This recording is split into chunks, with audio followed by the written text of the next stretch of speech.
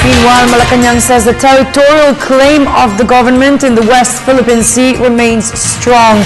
Presidential spokesman Edwin Lacerda stressed that China's issuance of an e-passport with a map of the 9-dash area that includes disputed territories has not weakened the Philippine territorial claim. Lacerda said the palace is leaving government's decision on the Chinese e-passport issue to the Department of Foreign Affairs. Hindi naman kasalanan ng citizen na yung passport niya may ganung mapa. So, irespetuhin po ng ating mga immigration officials po. Yan po ang sabi ni Sec.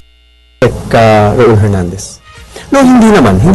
Patuloy po ang ating posisyon dyan. Hindi naman nagbabago dahil lang sa isang paglagay po ng mapa sa kanilang passport makaka-apekto o hihina po. No, our position has been amplified by the President in ASEAN, and we see no reason why it should weaken our position.